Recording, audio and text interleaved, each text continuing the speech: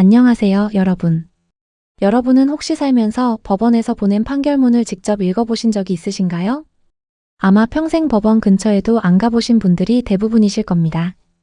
하지만 뉴스나 인터넷에서 우연히 보게 된 판결문은 그야말로 충격적입니다. 원고의 청구를 기각한다라거나 이유 없다 할진대 같은 외계어들이 가득합니다. 주어와 목적어는 어디로 갔는지 문장 하나가 대여섯 줄을 훌쩍 넘어가기도 합니다. 글자는 분명히 한글인데 머릿속에는 단 한 줄도 들어오지 않는 기이한 경험을 하게 되죠. 도대체 왜 대한민국 법원은 판결문을 이렇게 어렵게 쓰는 걸까요? 오늘 이 영상에서는 최근 대한민국 사법 역사를 뒤흔든 감동적인 사건을 소개해 드리려고 합니다. 그리고 우리가 그동안 몰랐던 판결문의 역사적 비밀까지 전부 파헤쳐 보겠습니다. 이야기의 시작은 전세 사기 피해를 입은 지적장애인 A씨의 사연에서 출발합니다. A씨는 평생 모은 소중한 전세 보증금을 나쁜 사기꾼에게 한순간에 뜯겼습니다. 하루아침에 길거리로 나앉게 된 A씨는 눈물을 흘리며 법원에 소송을 제기했습니다. 기나긴 싸움 끝에 법원은 마침내 A씨의 손을 들어주었습니다. 당신이 이겼습니다라는 승소 판결이 내려진 것입니다. 법원에서 A씨의 집으로 커다란 우편물 하나가 도착했습니다. 그것은 바로 판사님이 서명한 정식 판결문 원본이었습니다. 사기꾼에게 돈을 돌려받을 수 있게 되었으니 춤이라도 춰야 하는 기쁜 날이었습니다. 하지만 판결문을 펼쳐든 A씨의 얼굴은 이내 하얗게 질려버렸습니다. 승소했다는 소식은 전해 들었지만 판결문에 적힌 글자들을 도무지 이해할 수 없었기 때문입니다. 원고, 피고, 변론 종결, 기각, 인용 같은 딱딱한 법률 용어가 사방에 도배되어 있었습니다. 게다가 문장은 끊어지지 않고 끝없이 이어져 뇌가 마비되는 것만 같았습니다. 자신이 재판에서 이겼는데도 앞으로 돈을 어떻게 돌려받아야 하는지 전혀 알 수가 없었습니다. A씨는 승소 종이를 들고도 오히려 깊은 좌절감과 소외감에 눈물을 흘려야 했습니다. 사법부의 엄숙한 권위가 담긴 판결문이 누군가에게는 또 다른 상처가 된 것입니다. 그런데 이 안타까운 소식이 해당 사건을 담당했던 부장판사님의 귀에 들어가게 됩니다. 보통의 판사들이라면 재판은 끝났으니 내 알바 아니다라며 넘겼을지도 모릅니다. 하지만 이 판사님의 생각은 완전히 달랐습니다. 사법 서비스는 지위고하를 막론하고 모든 국민이 평등하게 누려야 한다. 판사님은 깊은 문제의식을 느끼고 곧바로 특별한 행동에 나섰습니다. 법원 내부에 마련된 사법 약자 조력 가이드라인을 바탕으로 비밀 프로젝트를 시작한 것입니다. 그렇게 며칠 뒤 A씨의 손에 세상에서 단 하나뿐인 아주 특별한 문서가 배달되었습니다. 그것은 정식 판결문 뒤에 부록으로 첨부된 이른바 쉬운 판결문이었습니다. 이 쉬운 판결문을 펼친 사람들은 모두 자신의 눈을 의심할 수밖에 없었습니다. 그곳에는 딱딱한 법률 용어 대신 초등학교 교과서 같은 따뜻한 글과 그림이 가득했기 때문입니다. 가장 먼저 눈에 띈 것은 어려운 단어들의 실종이었습니다. 판사님은 원고나 피고 같은 제3자적인 단어를 과감하게 지워버렸습니다. 대신 A씨의 실제 이름을 넣어서 상대방은 A씨에게 돈을 돌려주어야 합니다 라고 썼습니다. 문장 역시 유치원생도 이해할 수 있을 만큼 아주 짧고 명확하게 뚝뚝 끊어서 작성했습니다. 여기에 더해 놀라운 시각 자료들이 판결문에 등장했습니다. 복잡한 계약 관계와 소송의 인과관계를 귀여운 캐릭터와 화살표 일러스트로 그려넣은 것입니다. 누가 누구에게 돈을 주어야 하는지 그림만 봐도 한눈에 알 수 있도록 시각화한 결과물이었습니다. 마지막 페이지에는 더욱 감동적인 내용이 담겨 있었습니다. 단순히 재판 결과만 통보하고 끝낸 것이 아니었습니다. A씨, 이제 이 종이를 들고 법원 집행관실로 가시면 돈을 돌려받을 수 있습니다. 재판이 끝난 뒤 A씨가 실제로 행동해야 하는 다음 단계를 친절한 지침서처럼 적어준 것입니다. 이 판결문을 받아든 지적장애인 A씨는 그제야 활짝 웃을 수 있었습니다. 자신의 권리가 법을 통해 어떻게 보호받았는지 비로소 온전히 이해했기 때문입니다. 대한민국 법원 역사상 공식 제도를 통해 지적장애인 맞춤형 판결문이 발송된 것은 이번이 최초입니다. 이 따뜻한 뉴스가 전해지자마자 국민들이 박수를 보냈습니다.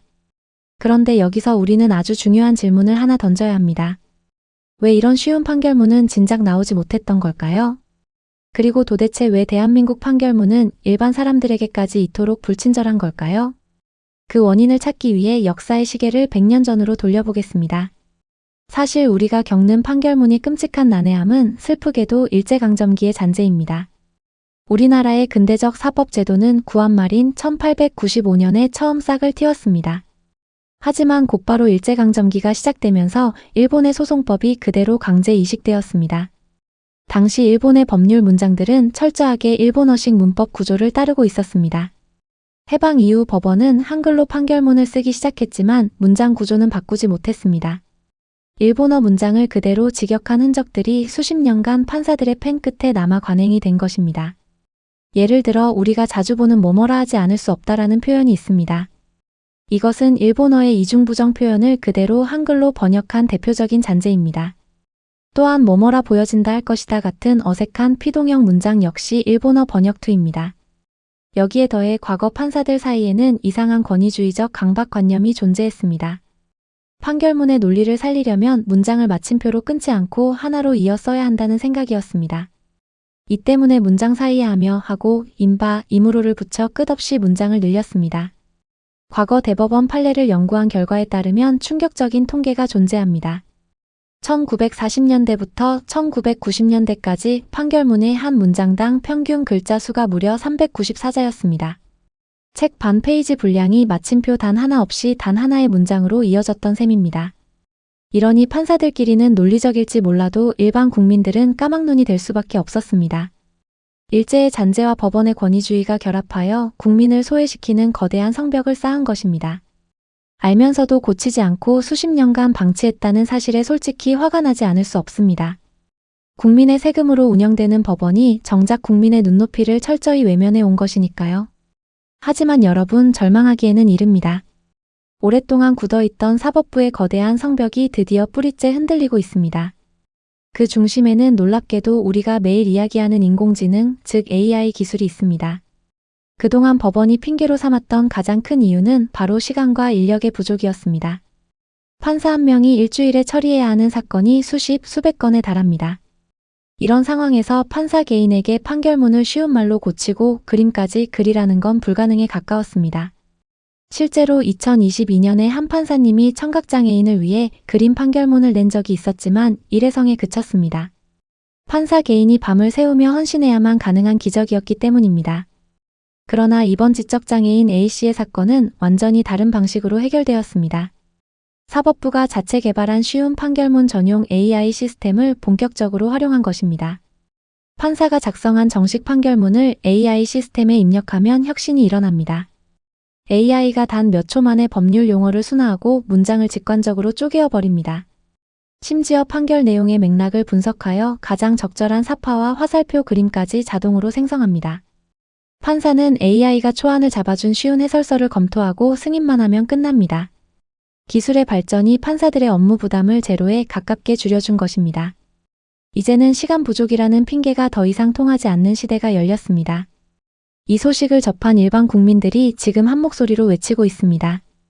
지적장애인뿐만 아니라 우리 일반 사람들에게도 쉬운 판결문이 너무너무 필요하다. 그렇다면 과연 이 제도가 우리 같은 일반 국민에게까지 확대될 수 있을까요?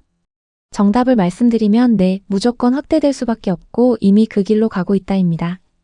법원 역시 인구 구조의 변화와 사회적 요구를 아주 무겁게 받아들이고 있습니다. 현재 대한민국 민사 재판의 70% 이상은 변호사 없이 혼자 싸우는 나홀로 소송족입니다. 법률 지식이 부족한 일반 국민들이 매일 법원에서 눈물을 흘리고 있다는 뜻입니다. 여기에 고령화 사회가 되면서 노인 인구가 급증했고 다문화 가정과 외국인 전송도 늘었습니다. 사법부 입장에서도 쉬운 판결문은 이제 시혜적인 복지가 아니라 생존 과제가 된 것입니다.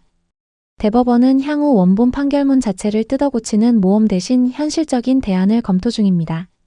법적 효력이 있는 딱딱한 원본 판결문은 뒤에 그대로 첨부해둡니다. 대신 판결문의 가장 첫 페이지에 AI가 요약한 한 페이지 쉬운 해설서를 붙이는 방식입니다. 이 재판의 핵심 쟁점은 무엇이었는지, 법원은 왜 이런 결정을 내렸는지, 그리고 패소한 사람과 승소한 사람은 앞으로 무엇을 해야 하는지 딱 3가지만 요약해주는 것이죠. 이렇게 되면 법적 분쟁의 소지도 없애면서 국민들의 답답함을 완벽하게 해결할 수 있습니다. 과거 은행 앱이 글씨가 안 보이는 어르신들을 위해 큰 글씨 쉬운 모드를 처음 만들었던 적이 있습니다. 지금은 어떻게 되었을까요? 젊은 사람들을 포함한 일반인들도 편리해서 그 모드를 애용합니다.